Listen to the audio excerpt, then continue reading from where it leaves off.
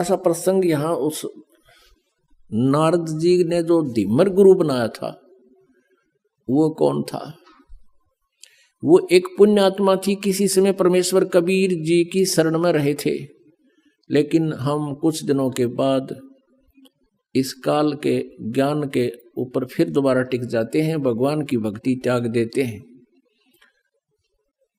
ऐसा ही उस नादान आत्मा ने कर रखा था। फिर यो काल ऐसे कर्म बिगड़वा दे उस पुण्य आत्मा के, ऐसी जगह मछियारों का जन्म दे दिया, और वो मछली पकड़ के लावे और बेचे, उसे तो गुजारा कर, आप भी काट के खावे। अब कहते हैं कबीर कमाई आपनी कदे ना निष्फल जा, 7 समुद्र आडे पड़े मिले अगा हुआ।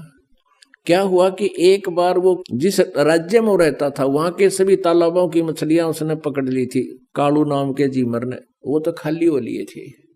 उसने देखा कि पड़ोसी राजा एक बहुत धार्मिक व्यक्ति था, उसने सब जगह ये आदेश दे रखा था कि मेरे राज्य में हिंसा नहीं हो, जीव हिंसा नहीं हो, और इस कारण से किसी भी तालाब में कोई मछलियां नहीं पकड़ता था। और वो चला गया कालू, उसने देखा सी मोटी मोटी तोरी सी भारा भारा घिया सी कूदे उसके अंदर, उसने सोचा सुबेरा करूंगा काम। उसको ये भी पता था कि राजा ने यहाँ आदेश दे रखा है कि यहाँ प्रतिबंध है, उसने सोचा रात में चोरी करूंगा। अपनी पत्नी से कहकर चला गया कि मैं ऐसे ऐसे जा रहा हूं उस तालाब पर, और है तो वहां खतरे का काम, पर देखी जाएगी, अब रोजगार तो यही है। अब वो पहुंच गया वहां तालाब पर।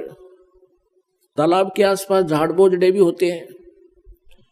उसने जाल डाला था सुबह सुबह, वो सुबह का टाइम हो गया 4 बजे, गर्मियों के दिन थे, थोड़े थोड़े थोड़ी सी सर्दी सी भी थी, इस तरह टाइप का मौसम था। तो उसको सर्दी लगी, तालाब में से निकला, उसने क्या करा, एक अग्नि जला ली हाथ सेकने के लिए। अग्नि जलाई, लकड़ तोड़कर हाथ उठ सेके, और पहले तो उसने देखा कि कोई होगा तो यहाँ आ जाएगा, आग जला लेता हूँ। उसने आग जला दी, देखा कोई नहीं आया, कोई पहरेदार होगा तो होगा भी, कैसे है, बातचीत पूछा, कह दूंगा विराह चलता हूँ, ठंड लग रही है थोड़ी, हाथ सेकूं, थोड़ी थोड़ी सर्दी सी थी। कोई नहीं आया तो उसने जाल डाली थी।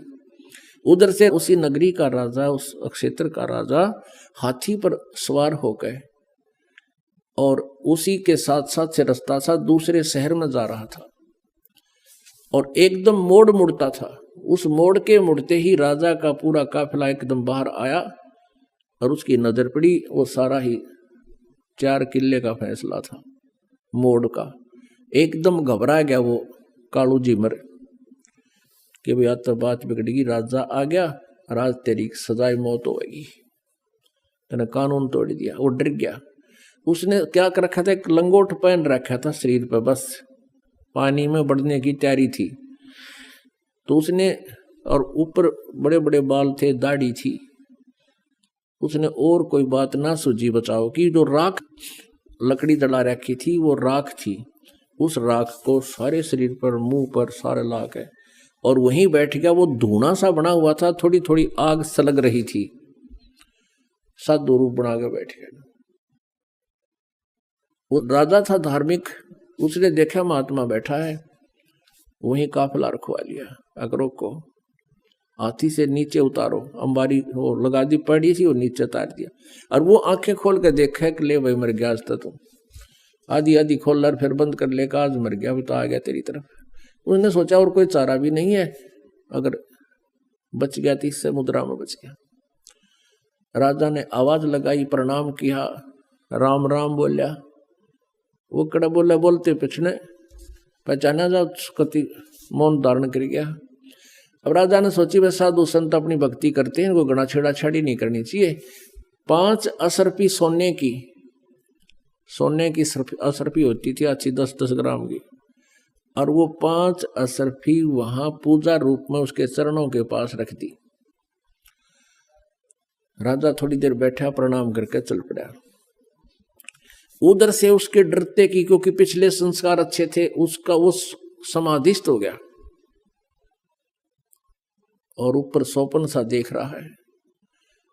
उधर से उसकी पत्नी को चिंता हुई कि आया नहीं, दिन के 10 बज गए। वो चली करते जिस सरोवर का वो कह के गया था, वहीं जाकर देखा तो क्या कर रहा है, साधु बना बैठा। और उसकी पत्नी ने पहले तो उसको आवाज लगाई कि तू मर रहे गाड़ा कित बैठा है, चाल जल्दी करने, कोई अड़ा आ गया, यहाँ आ गया तुझे पकड़ लेगा, हो ना उठिया। तो उसके एक मारा कड़मड़ थप्पड़, ये खड़ा हो ले तू। उसने नो कहा मैं तो आज आया था जी, आज आया था जी। उसने सोचा ये राजा के सर्वेंट आ गए कि तय, नो कहा जी मैं तो आज पहली बार आया था। उसने देखा उसकी पत्नी अपनी पत्नी से कहने लगे राजा कहाँ गया। उसकी पत्नी बोली राजा कौन था, राजा आया था यहाँ से। वो बोली राजा आता तेने छोड़ देता। फिर उसने देखा 5 असरफी रखी है। अब देखो कैसे परिवर्तन आता है। अब उसने नो सोच ली कि हे भगवान, हे परमात्मा, तेरे नाम पर मैंने तो नाटक सा कराया था, एक नकली स्वांग भरा था आपकी शरण का, और इतना ही मैं अपनी इतनी सुरक्षा भी दे दी, मेरी जान भी बख्श दी, ये 5 असरफी दे दी, मैं 10 साल भी इतनी कमाई नहीं कर सकता जो आपने मेरे पास रखवा दी। उसी दिन से बैराग हो गया कि परमात्मा तेरे नाम में, तेरी शरण में इतनी शक्ति, इतना सुख। अपनी पत्नी से कह दिया कि ले ये तेरी 10 साल की 20 साल की कमाई है यार, ले जा तू, और मैं आज के बाद मछली पकड़ू को नहीं। घर चले गए। उसकी पत्नी बोली काम करे बिना नहीं सरया करता, जा वो दे दे जाड़ा हाथ में, वो बांध दे रोटी चार उसके, और वो चल पड़े। बैठ कर जंगल में खा कर रोटी, अन्नू देखा ये भगवान, नु क्या करें, गुरु बिन मोक्ष नहीं होता। हे परमात्मा, गुरु बिन मोक्ष नहीं होता। कोई संत मिले, संतों के पास जावे, उनसे पूछा ताछी करे। तो फिर एक दिन परमेश्वर कहते हैं इस आत्मा की प्रत्येक रिक्वायरमेंट को सब परमात्मा पूर्ण ही पूरा करता है, जो तीनों लोकों में प्रवेश करके सबका धारण पोषण करता है। परमेश्वर आगे एक साथ रूप बना के कबीर देव जी, और उससे कहा कि भाई भगत कैसे बैठा है, कि महाराज जी मैं भक्ति करूं हूं। परमात्मा ने कहा भाई गुरु बिन बात तो ना बनाया, गुरु तो होना चाहिए। कहा जी गुरु तो होना चाहिए, आप बन जाओ मेरे गुरु जी। कहा भाई ठीक है मैं बता देता हूँ, नाम ले, भक्ति कर, ऐसे ऐसे करना, ये करना, ऐसे नहीं करना। अब उसने करी डट का साधना, और कुछ ही दिनों में उसको काफी उपलब्धि होगी। उधर से वो जो गुरु था, अब उधर नारद जी को एक ऐसी समस्या पैदा होगी थी।